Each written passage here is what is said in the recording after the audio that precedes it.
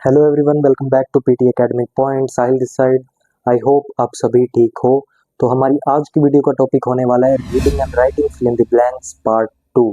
जी हाँ, हम reading and writing fill in the blanks के कुछ और क्वेश्चंस को प्रैक्टिस करने वाले हैं ताकि आपको ये अच्छे से और क्लियर हो जाए कि किस तरीके से आपको क्वेश्चंस अटेम्प्ट करने चाहिए अपने reading and writing fill in the blanks में, और कैसे हमें ये मुश्किल टास्क ईजी लगने लगे। तो इस वीडियो को एंड तक जरूर देखना and without wasting any further time let's quickly start the video.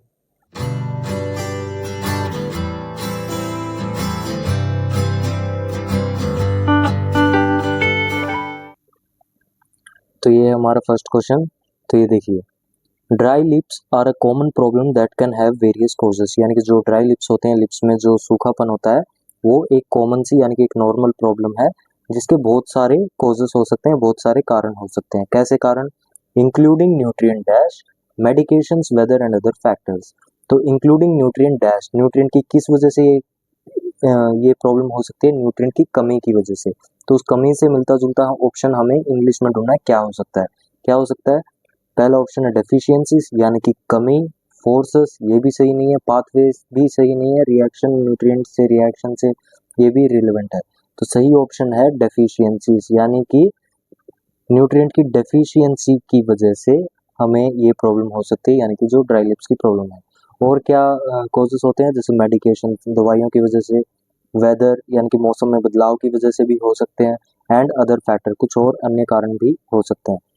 अब आगे देखिए, some of the nutrients that are essential for healthy lips are. तो अब इन्होंने हमें न्यूट्रिएंट्स बताए हैं जो इंपॉर्टेंट होते हैं हेल्दी लिप्स के लिए। वो क्या क्या है? बी वाइटामिन्स, यानी कि vitamin B, zinc, iron and water. तो ये कुछ इंपॉर्टेंट एलिमेंट्स हैं, न्यूट्रिएंट्स हैं जो हेल्दी लिप्स के लिए जरूरी होते हैं। अब आगे चलते हैं। Dash these nutrients may lead to dry, chapped, inflamed और क्रैक्ड लिप्स। तो इन न्यूट्रिएंट्स की कमी की वजह से हमें ड्राई, चैप्ड, इन्फ्लेम्ड और क्रैक्ड लिप्स देखने को मिल सकते हैं। तो इस वजह से ये चीज होती है। किस वजह से होती है? न्यूट्रिएंट्स की कमी की वजह से। फिर से सेम चीज है, हमें अब इससे रिलेटेड जो ऑप्शंस में सही सूटेबल वर्ड होगा वो सिलेक्ट करना है। तो क्या है? अ लैक ऑफ यानी कि कमी, मच ऑफ बहुत ज्यादा, अ लिटिल ऑफ ये हम मोस्टली तब यूज करते हैं जब नंबर्स में बात हो रही हो, नन ऑफ यानी कि एक भी नहीं। तो सही ऑप्शन है a lack of. A lack of these nutrients may lead to dry, chapped, inflamed और cracked lips। तो ये हमारा सही ऑप्शन है। अब आगे चलते हैं। However, dry lips may also indicate a more serious condition। तो मतलब क्या बता रखा है कि ड्राई लिप से एक सीरियस कंडीशन भी हो सकती है आगे चल के। क्या है वो है सच हाइपर वाइटोमिनोसिस, हाइपर वाइटोमिनोसिस ए, फिर चिलिटीज और डिहाइड्रेशन। डिहाइड्रेशन का आपको पता है, मतलब ये कुछ बड़ी प्रॉब्लम्स हैं जो आगे चल के हो सकती हैं। इफ ड्राई लिप्स परसिस्ट, यानी कि ड्राई लिप्स जब टिके रहते हैं, मतलब खत्म नहीं होते, वो प्रॉब्लम चलते रहती है। और dash over time, it is advisable to see a health care provider for diagnosis and treatment. यानी कि तब ये क्या रिकमेंड किया जाता है? जब ये ड्राई लिप्स वाली प्रॉब्लम ज़्यादा टाइम तक चलती है और डैश ओवर टाइम, तब ये रिकमेंड किया जाता है कि हम डॉक्टर को कंसल्ट करें, इस प्रॉब्लम के ट्रीटमेंट को ढूंढे, तो वो ट्रीटमेंट करवाएं। तो अब ऑप्शंस में देखते हैं यहाँ पर कौन सा सूटेबल वर्ड आ सकता है। इफ ड्राई लिप्स परसिस्ट और dash over time, worsen over time, demand over time, channel over time, vary over time. अब मैं मीनिंग एक्सप्लेन करता हूँ एक एक ऑप्शन के। वर्सन यानी कि और भी ज्यादा वर्स हो जाते हैं, यानी कि और भी ये सिचुएशन जो है और भी खराब हो जाती है ड्राई लिप्स की टाइम के साथ साथ। तो ये एक सही ऑप्शन है। डिमांड, डिमांड ओवर टाइम ये सूटेबल वर्ड है ही नहीं, क्या ही डिमांड करेंगे जब ड्राई लिप्स हैं। चैनल यानी कि एनीथिंग लाइक सोर्स या फिर कोई रास्ता, तो ये भी सही ऑप्शन नहीं है। वेरी यानी कि बदलना, वेरी ओवर टाइम ये भी सूटेबल वर्ड नहीं है। तो जो सही वर्ड है वो है वर्सन, यानी कि टाइम के साथ साथ ये सिचुएशन और भी वर्स हो जाती है। तो अभी आगे देखिए, health care provider can determine the underline cause of dry lips and prescribe appropriate medication और डैश।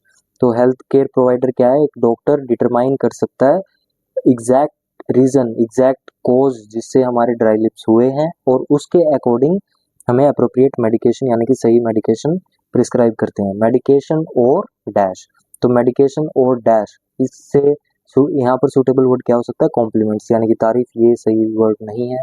लेबल्स यानी कि जब कंटेंट होते हैं डिटेल में वो लेबल्स, तो ये भी सही वर्ड नहीं है। सप्लीमेंट्स, सप्लीमेंट्स हो सकता है क्योंकि सप्लीमेंट्स का मतलब होता है एक्स्ट्रा मेडिकेशन, यानी कि आपने जिम में भी देखा होगा मोस्टली सप्लीमेंट्स यूज करते हैं बॉडी बिल्डर अपनी बॉडी को बिल्ड करने के लिए। So this is something that is use to build up something, like medication की तरह ही काम करती है चीज। So supplement is suitable word. Elements, elements नहीं हो सकता है क्योंकि एलिमेंट्स बहुत प्रकार के होते हैं, तो ये भी सुटेबल वर्ड नहीं है। तो जो सही ऑप्शन है दैट इज सप्लीमेंट्स। अब आगे चलते हैं। ड्राई लिप्स में also require special care. Obviously dry lips क्या है, वो कुछ एक्स्ट्रा अटेंशन भी रिक्वायर करते हैं, स्पेशल केयर रिक्वायर करते हैं, जैसे कि सच एज अवॉइडिंग लिकिंग, यानी कि जीभ से अपने लिप्स को लिक नहीं करना, बाइटिंग, दांतों से नहीं चबाना, और picking the lips and using non irritating fragrance free lip products, यानी कुछ अननेसेसरी प्रोडक्ट्स भी यूज नहीं करने चाहिए हमें इसके ट्रीटमेंट के दौरान। बाय फॉलोइंग दीज टिप्स, यानी कि ये टिप्स फॉलो करके one can keep their lips dash and healthy. तो ये टिप्स फॉलो करके कोई भी अपने लिप्स को हेल्दी रख सकता है, और डैश एंड हेल्दी, यहाँ पर देखिए ब्लैंक है, तो ये आपको भी पता होगा जब एंड से पहले कोई वर्ड होता है और बाद में कोई वर्ड होता है, वो दोनों वर्ड या तो सिमिलर सेंस में यूज किए जाते हैं, या मतलब उनका मीनिंग ऑलमोस्ट सेम होता है, या फिर वो अपोजिट होते हैं। अब हमें हेल्दी से मिलता जुलता या फिर इससे अपोजिट वाला वर्ड ढूंढना है ऑप्शंस में। तो वो क्या हो सकता है, सूटेबल एंड हेल्दी, नहीं ये सूटेबल ऑप्शन नहीं है। मॉइस्ट, मॉइस्ट का मतलब होता है नमी, ये सही ऑप्शन हो सकता है क्योंकि जब होठों में नमी रहती है यानी कि वो हेल्दी रहते हैं, राइट। तो ये ऑप्शन हो सकता है। ह्यूमिड, ह्यूमिड का मतलब भी नमी होता है लेकिन वो एक एक्स्ट्रा लेवल की नमी होती है, यानी कि जिसमें गीलापन होता है, तो ये सूटेबल वर्ड नहीं है। फिर है कॉन्शियस, कॉन्शियस का मतलब होता है होश में, तो ये भी एक इरिलेवेंट है, ये सही ऑप्शन नहीं है।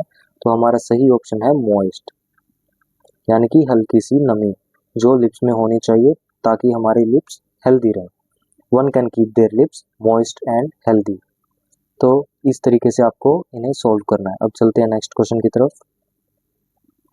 ये देखिए, the optimal protein intake and the best sources of protein are dash by various factors. तो ये मीनिंग आपको नॉर्मली समझ आ ही गया होगा। द ऑप्टिमल प्रोटीन इनटेक मतलब किस लेवल का प्रोटीन हमें कितना प्रोटीन हमें लेना चाहिए, and the best source of protein कि उसके बेस्ट सोर्स का क्या है, मतलब हमें किस जगह से वो प्रोटीन मिल सकता है, are dash by various factors, वो चीज़ हमें पता, उस चीज़ का हम पता कर सकते हैं बाय वेरियस फैक्टर्स, जैसे कि सच एज एज से, वेट, एक्टिविटी लेवल से, एंड हेल्थ स्टेटस, और हेल्थ के स्टेटस से। तो इन फैक्टर से हम पता कर सकते हैं कि हमें डेली कितना प्रोटीन खाना चाहिए और उसका बेस्ट सोर्स क्या है, पता कर सकते हैं। अब यहाँ पर इस सेंटेंस में जितना भी मैंने आपको हिंदी में एक्सप्लेन किया है उससे रिलेटेड सारे वर्ड्स हैं इंग्लिश में, लेकिन पता कर सकते हैं उस चीज़ का इंग्लिश में वर्ड नहीं है, वो हमें ऑप्शंस में पता करना है कि वो मिलता जुलता वर्ड क्या हो सकता है। डिटरमाइंड, तो ये जो पहला ऑप्शन है यही हमारा सही ऑप्शन है। क्यों, डिटरमाइंड का मतलब होता है पता करना। सजेस्टेड यानी कि सलाह देना, कॉन्ट्रैक्टेड, कॉन्ट्रैक्ट करना, ये आपको पता ही है। एलोकेटेड यानी जैसे हम चीज़ें एलोकेट करते हैं दूसरों, तो ये सब इरिलेवेंट ऑप्शंस है। सही ऑप्शन है डिटरमाइंड। अब चलते हैं आगे। Experts generally recommend a minimum of 0.8 grams of protein per kilogram of body weight per day. तो एक्सपर्ट्स क्या रिकमेंड करते हैं कि हमें डेली अपनी बॉडी वेट के हिसाब से, जैसे कि अगर हमारा मान लीजिए आपका वेट है जैसे 70 किलोग्राम, तो 1 किलोग्राम के हिसाब से आपको 0.8 ग्राम्स ऑफ प्रोटीन खाना चाहिए, विच इज, जो कि dash to approximately 7 grams per 20 pounds of body wait, जो कि मिलता है, मतलब जो कि इक्वल है किस चीज से, 7 grams per 20 pounds of body wait से। तो अब यहाँ पर सही ऑप्शन क्या होता है, कन्वीनियंट यानी कि सहूलियत, ये सही ऑप्शन नहीं है। एडजेसेंट जो कि साइड वाइज होता है, तो ये भी सही नहीं है। Equivalent which is equivalent to approximately 7 grams per 20 pounds of body wait, तो ये सही ऑप्शन हो सकता है। और आगे के ऑप्शन देखते हैं, टेंजिबल। टेंजिबल यानी कि जो चीज हम देख सकते हैं, छू सकते हैं, तो ये भी इररिलेवेंट ऑप्शन है, ये ऑप्शन सही नहीं है। तो सही ऑप्शन क्या है, इक्विवेलेंट। तो ये हमारा सही ऑप्शन है। अब चलते हैं आगे। However higher protein consumption may be beneficial for some individuals. हालांकि हाई हायर प्रोटीन कंजम्पशन यानी कि अगर प्रोटीन को हम जो लिमिट है हमारी उससे ज्यादा खाते हैं, वो चीज कुछ लोगों के लिए बेनिफिट है, वो चीज कुछ लोगों के लिए फायदेमंद है। किन लोगों के लिए, particularly dash engage in intense workouts and strength training. यानी कि पर्टिकुलरली वो लोग जो एंगेज्ड रहते हैं इंटेंस वर्कआउट्स में, स्ट्रेंथ ट्रेनिंग, यानी कि जो जिम जाते हैं, जो जिनको बॉडी बिल्ड करनी होती है, उनके लिए ये चीज फायदेमंद है। तो अब देखिए यहाँ पर सही सुटेबल ऑप्शन क्या हो सकता है, if them those who that they. तो यहाँ पर जो सही ऑप्शन है that is those who engage in intense workouts and strength training, this is beneficial for them. तो ये हमारा सही ऑप्शन। अब चलते हैं आगे। A high protein diet can be characterised as consuming more than 22% of the total calorie intake from protein और more than 1.2 grams of protein per kilogram of body weight per day. Okay, तो protein can be dash from both animal and plant sources. यानी कि protein क्या है, हमें animal से भी मिल सकता है, प्लांट सोर्सेस से भी मिल सकता है। यानी कि protein can be dash from both animal and plant sources, दोनों जगह से मिलता है। तो हिंदी में तो मिलता है वर्ड आएगा, हमें पता है। अब इंग्लिश में क्या आएगा, मिलने से रिलेटेड वर्ड हमें देखना है। डिस्पोज्ड, डिस्पोज्ड एक सही सूटेबल वर्ड नहीं है। ऑब्टेन्ड, ऑब्टेन्ड का मतलब होता है मिलना, लेना। तो ये एक सही ऑप्शन हो सकता है। सरमाइज्ड सही ऑप्शन नहीं है, इन्फर्ड भी सही ऑप्शन नहीं है, इनके मीनिंग अलग है। तो जो सही ऑप्शन है दैट इज ऑब्टेन्ड, यानी कि protein can be obtained from both animal and plant sources. अब आगे चलते हैं। It is essential to select a variety of protein foods to achieve a balanced intake of amino acids, the dash blocks of protein। अब ये देखिए यहाँ पर एक कोलोकेशन वर्ड आएगा, डैश ब्लॉक्स ऑफ प्रोटीन। ये आपने मोस्टली अपने स्कूल टाइम में बायोलॉजी बुक्स में भी पढ़ा होगा। ब्लॉक से पहले सिर्फ एक कॉमन सा वर्ड आता है, वो क्या है, बिल्डिंग, इक्विपिंग, साइक्लिक, एविडेंट। तो ज़्यादातर आपने सुना होगा building blocks, building blocks of protein, यही हमारा सही ऑप्शन है। इसमें ज़्यादा सोचने वाली चीज़ नहीं है। इसलिए मैं रिकमेंड करता हूँ कि आप डेली जितने हो सके उतने कोलोकेशंस गो थ्रू कीजिए, क्योंकि ग्रामर रूल यूज़ हो या ना हो, लेकिन कोलोकेशन मोस्टली यूज़ होती है फिल इन द ब्लैंक्स में।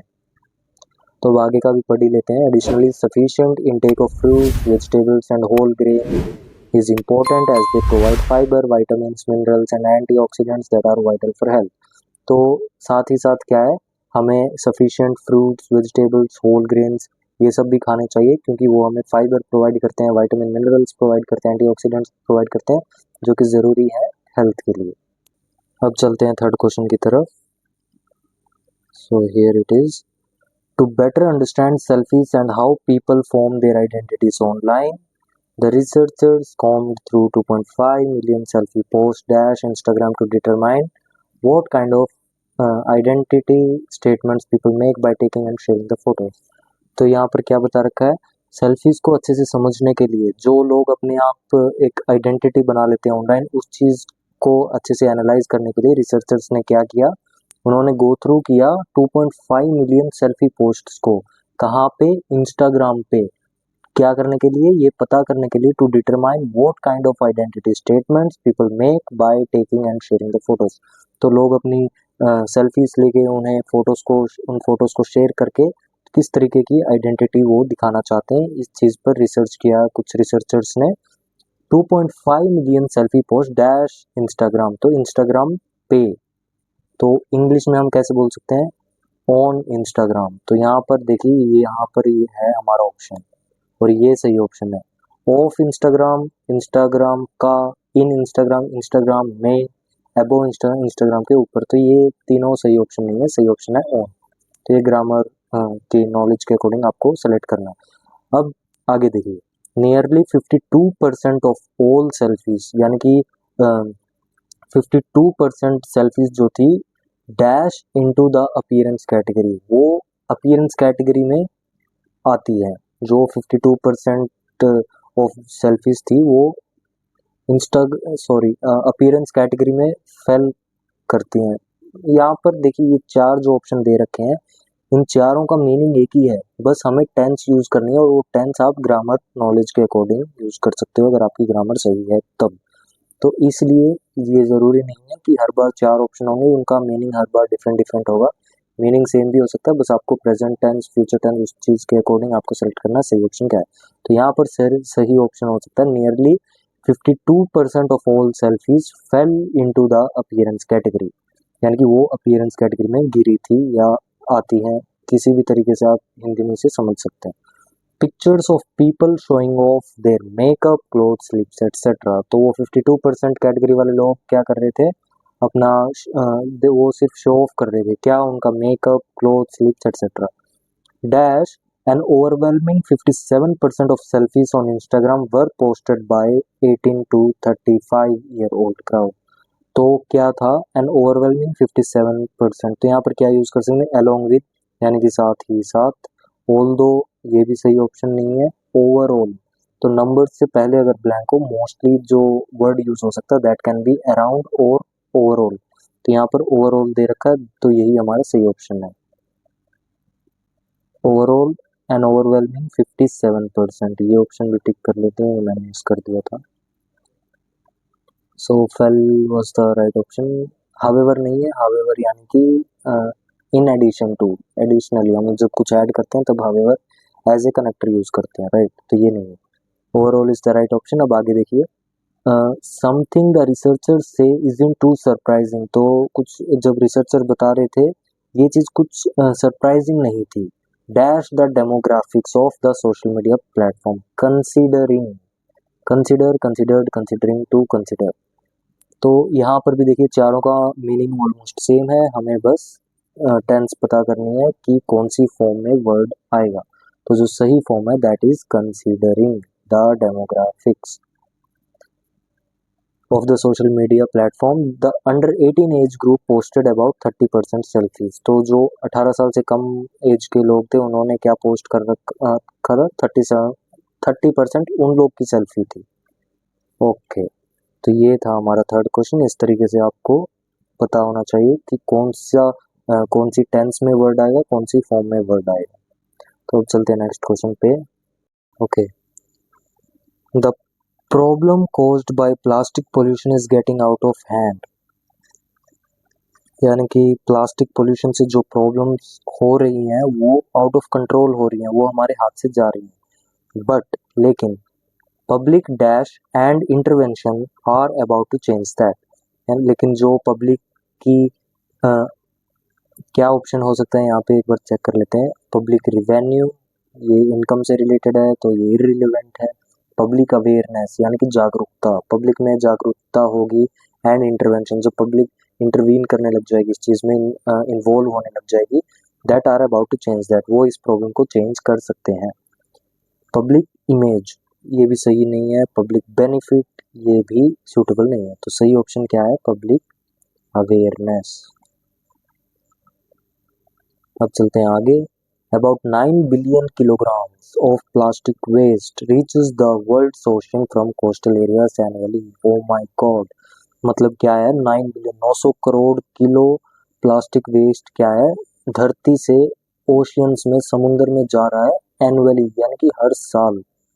This plastic causes dash and harm to the marine creatures such as turtles, whales and seabirds that starve because their bellies are full of plastic particles, leaving no room for real food। तो जो ये plastic है ये क्या कर रहा है, ये हार्म कर रहा है मरीन क्रीचर्स को, जैसे टर्टल्स, वेल्स एंड सीबर्ड्स को, इनको स्ट्रगल हो रहा है सरवाइव करने में, क्योंकि इनकी जो बेलीज है मतलब इनकी स्टमक है वो full of plastic particles, plastic से भर चुकी है, और living no room for real food, यानी कि जो खाना उन्हें खाना चाहिए उसके लिए उनके पेट में अब जगह ही नहीं है। तो this plastic causes dash and harm, तो हार्म यानी कि नुकसान पहुंचा रहा है मरीन लाइफ को, और एंड से पहले भी ब्लैंक है तो यहाँ पर भी हार्म से मिलता जुलता वर्ड हमें देखना होगा ऑप्शंस में क्या हो सकता है, स्ट्रेस यानी कि टेंशन क्रिएट करना, तो ये भी एक तरीके से हो सकता है। स्ट्रेंथ यानी कि मजबूती, ये नहीं है। इलास्टिसिटी यानी कि खींचने की क्षमता, किसी चीज़ को इलास्टिसिटी आपको पता ही, ये भी सही नहीं है। मॉडिफिकेशन यानी कि बदलाव, चेंज, ये भी सूटेबल वर्ड नहीं है। तो सही ऑप्शन क्या है? That is stress. So this plastic causes stress and harm to the marine creatures. तो आगे देखिए, a dash study about the potential adverse impacts of tiny pieces of plastic in the marine food chain says that it might adversely dash human health and food security.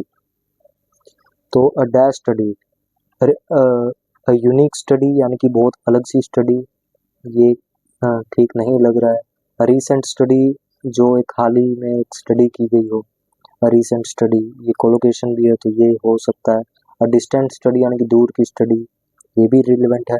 Reticent study, reticent का मतलब होता है जब हम किसी के opinion को, thoughts को एक्सप्रेस नहीं कर पाते, तो ये भी इरिलेवेंट सा है, ये सही ऑप्शन नहीं है। तो सही ऑप्शन क्या हो सकता है? अ रीसेंट स्टडी, और यही हमारा सही ऑप्शन है।